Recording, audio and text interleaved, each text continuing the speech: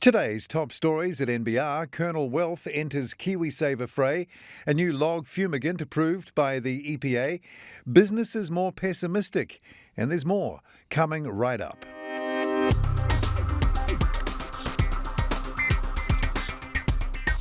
Kia ora and welcome to NBR Today, 100% subscriber funded and proudly brought to you by you, as is every story at nbr.co.nz. It's Tuesday, April 12th. I'm Paul Brennan. Thanks again for joining us. The son of the late Tony Gibbs is seeking to remove his mother and sister and a lawyer as trustees of a family trust he claims is worth $200 million, citing unreasonable treatment. Tony Gibbs, a New Zealand business icon, orchard operator and corporate raider, died in June 2020. A family trust, Ruby Cove Legacy Trust, was set up in 2015 with its primary assets being mandarin and avocado orchards. It was not set up to fund lifestyles of beneficiaries unless there was a genuine need for support. But his son Ant has been locked in court action with his sister Charlotte and mother Val, seeking to remove them as trustees.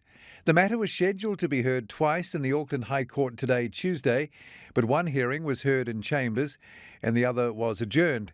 However, a failed interlocutory application from September 2021 gives substantial background on Ant Gibbs's case, and you can read more about that at nbr.co.nz.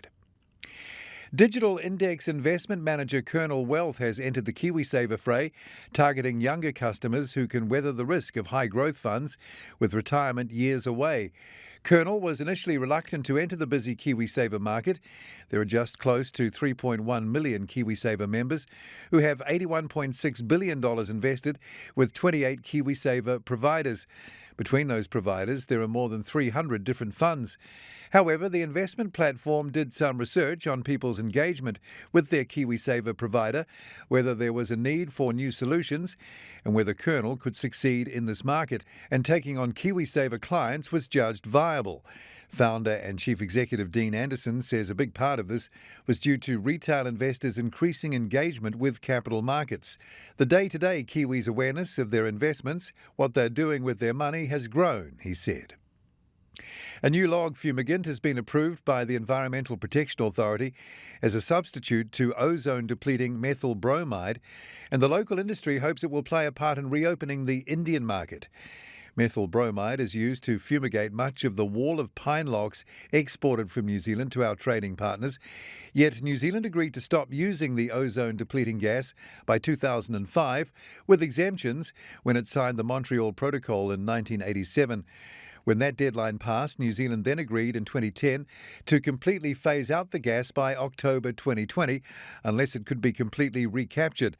Other treatments suggested were phosphine gas and ethane dinitrile, EDN.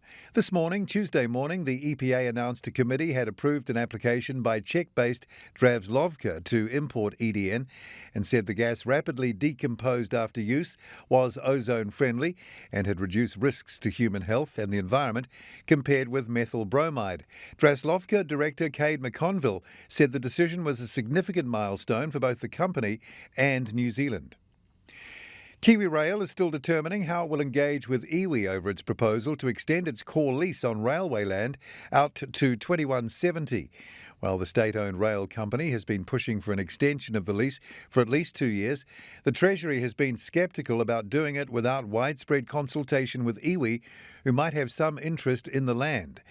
In a December report to Finance Minister Grant Robertson and State-Owned Enterprises Minister David Clark, obtained by the NBR under the Official Information Act, the Treasury said Kiwi Rail believed the process of consultation would take 3 to 6 months to complete.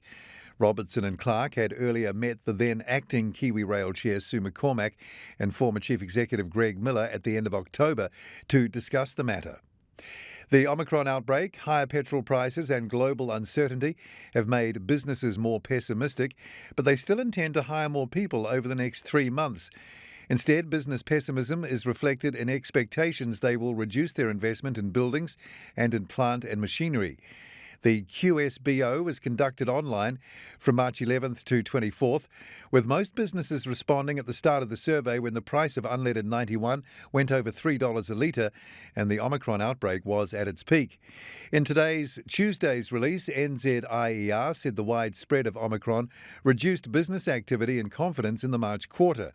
While lockdown and other restrictions had been eased in December, once Omicron hit, many people stayed at home for fear of being infected or because they had to self-isolate. That had a negative effect, particularly on the retail and services sectors. Retail was now the most pessimistic sector. The full details of those stories and more are at nbr.co.nz right now. Wednesday at NBR, KPMG's latest banking survey, and a new survey reveals who small businesses would prefer as Prime Minister. I'm Paul Brennan. Join me again from around lunchtime tomorrow for the morning's NBR trending stories, then same time from 5:30 again for another NBR Today.